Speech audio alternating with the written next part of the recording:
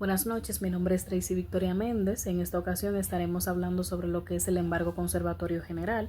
Empiezo explicando que el embargo conservatorio general es una medida preventiva que establece nuestro Código de Procedimiento Civil Dominicano, cuyo objetivo es inmovilizar los bienes del deudor para asegurar el eventual cobro de una deuda antes que exista una sentencia definitiva.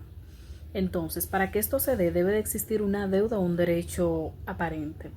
El acreedor debe demostrar que tiene una deuda cierta en apariencia o un derecho creíble frente al deudor. Entonces, debe de existir lo que es una autorización del juez previa. En la mayoría de los casos, el acreedor debe solicitar ante un juez una orden que autorice el embargo conservatorio. Entonces el juez debe valorar si existen riesgos de insolvencia o de dilapidación de bienes. También debe de haber lo que es un acto de embargo.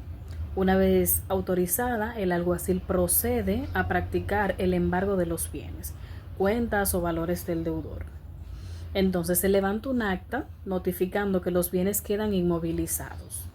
También está lo que es la notificación del deudor. El deudor debe ser informado del embargo a fin de que conozca la medida y tenga derecho a defensa. También está lo que es la conversión o validación. El embargo conservatorio no se convierte automáticamente en embargo ejecutivo. El acreedor debe demandar la validación de ese embargo ante el tribunal competente.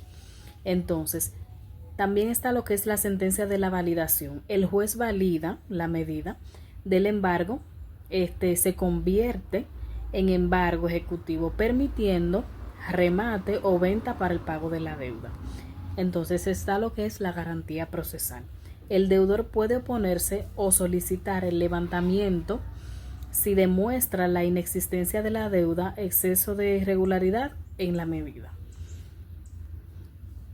Empecemos entonces con lo que es la diferencia entre la demanda en validez y la demanda en fondo, sobre el fondo.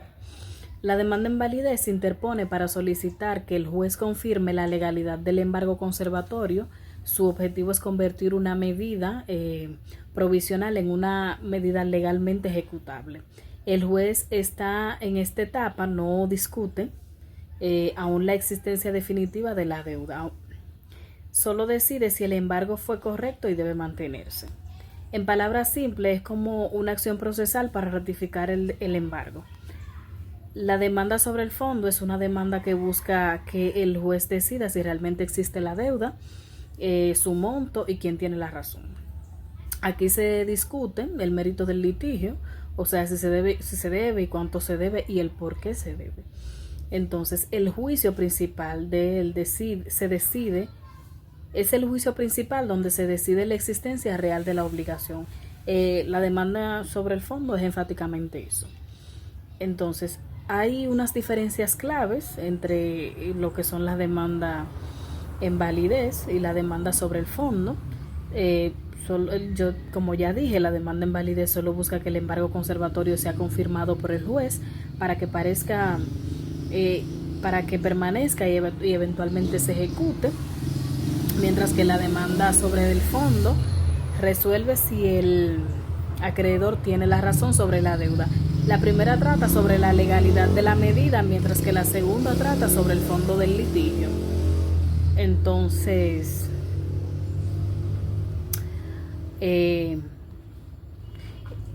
solo decir que el embargo conservatorio general actúa como una medida de seguridad patrimonial, impide que el deudor venda, transfiera u oculte bienes mientras se discute la deuda, preservando el derecho al acreedor. Está contemplado en los artículos 48 y 51 del Código del Procedimiento Civil, que regulan tanto las condiciones como los efectos del embargo. La finalidad de esta práctica, su finalidad es evitar que el proceso judicial sea inútil.